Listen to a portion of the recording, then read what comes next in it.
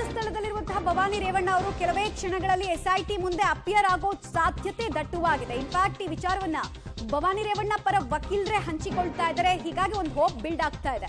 ಸಂಜೆ 5 ಗಂಟೆ ಒಳಗೆ ವಿಚಾರಣೆಗೆ ಹಾಜರಾಗಬೇಕಾಗಿದೆ ಭವಾನಿ ರೇವಣ್ಣ ಅವರು. 4:25 ಆಯ್ತು. ಇನ್ನೊಂದು ಅರ್ಧ ಗಂಟೆ ಎಕ್ಸಾಕ್ಟ್ಲಿ ಎಸ್ಐಟಿ ಅಧಿಕಾರಿಗಳು ಕೊಟ್ಟಿರುವಂತಹ ಟೈಮ್ ಮುಗಿದು ಹೋಗುತ್ತೆ. ಸೊ ವಕೀಲರು ಹೇಳ್ತಾ ಇದ್ರೆ ಅಪಿಯರ್ ಆಗ್ತಾರೆ ಅಂತ.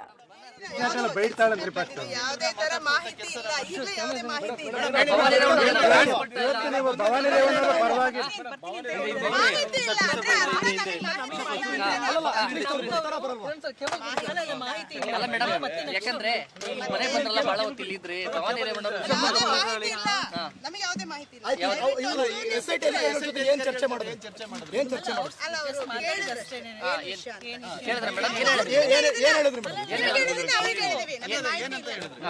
ಮಾಹಿತಿ ಇಲ್ಲ ಅಂತ ನಮ್ದೇನೋ ಕೆಲಸದ ಮೇಲೆ ಬಂದಿದ್ದೀವಿ ಅಷ್ಟೇ.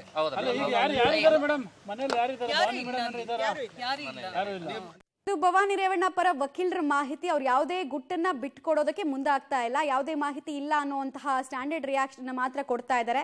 ಭವಾನಿ ರೇವಣ್ಣ ಅವರು ಅಪಿಯರ್ ಆಗ್ತಾರಾ, ಏನ್ ಕತೆ ಈ ಪ್ರಶ್ನೆಗೆ ಕೆಲವೇ ಕ್ಷಣಗಳಲ್ಲಿ ಹಾಜರಾಗಬಹುದು ಅನ್ನೋ ನಿಟ್ಟಿನಲ್ಲಿ ಮಾತ್ರ ಉತ್ತರ ಸಿಗ್ತಾ ಇದೆ. ಬಟ್ ಅರ್ಧ ಗಂಟೆ ಬಾಕಿ ಉಳಿದಿದೆ. ಅರ್ಧ ಗಂಟೆ ಒಳಗೆ ಅಪಿಯರ್ ಆಗ್ತಾರಾ, ಎಸ್ಐಟಿ ಅಧಿಕಾರಿಗಳು ರೆಡಿ ಮಾಡಿರುವಂತಹ ಪ್ರಶ್ನೆಗಳಿಗೆ ಉತ್ತರ ಕೊಡ್ತಾರಾ, ಪ್ರಶ್ನೆ ಇದೆ. ಮಾಹಿತಿ ಇಲ್ಲ, ಈಗಲೇ ಯಾವುದೇ ಮಾಹಿತಿ ಇಲ್ಲ.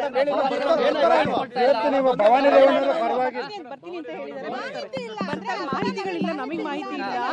ನಮ್ಗವರು ಅಲ್ಲ ಮಾಹಿತಿ ಇಲ್ಲ. ನಾವು ಮತ್ತೆ ನೆಕ್ಸ್ಟ್ ಮನೆ ಬಂದ್ರಲ್ಲ ಬಹಳ ಹೊತ್ತಿಲ್ಲ ಇದ್ರಿ ಭವಾನಿ ರೇವಣ್ಣ ನಮಗೆ ಯಾವುದೇ ಮಾಹಿತಿ ಇಲ್ಲ.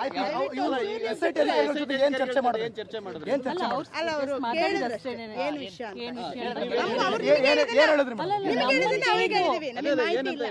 ನಮಗೆ ಮಾಹಿತಿ ಇಲ್ಲ ಅಂತ ನಮ್ದೇನೋ ಕೆಲಸದ ಮೇಲೆ ಬಂದಿದ್ದೀವಿ ಅಷ್ಟೇ. ಯಾರು ಇಲ್ಲ ಅಲ್ಲಿ, ಯಾರು ಇಲ್ಲ.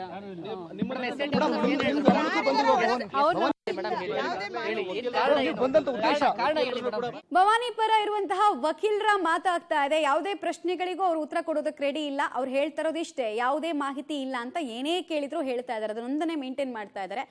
ಭವಾನಿ ರೇವಣ್ಣ ಅವ್ರು ಬರ್ತಾರೆ ಅನ್ನೋ ಹೋಪ್ ಅಂತೂ ಈಗ ಸದ್ಯಕ್ಕೆ ಬಿಲ್ಡ್ ಆಗ್ತಾ ಇದೆ. ಕಾರಣ ಕೆಲವೇ ಕ್ಷಣಗಳಲ್ಲಿ ಬರಬಹುದು ಅನ್ನೋದು ಅವರ ಆಪ್ತ ವರ್ಗದ ಮಾತಾಗ್ತಾ ಇದೆ. ಸೊ ಅದನ್ನೇ ನಂಬಬೇಕು ಇವಾಗ ನಾವು. ಅರ್ಧ ಗಂಟೆ ಕಾದ್ ನೋಡಿದ್ರೆ ಗೊತ್ತಾಗತ್ತೆ ಇವ್ರು ಸುಳ್ಳು ಹೇಳಿದ್ರ ನಿಜ ಹೇಳಿದ್ರ ಏನ್ ಕತೆ ಅನ್ನೋದು ಗೊತ್ತಾಗತ್ತೆ.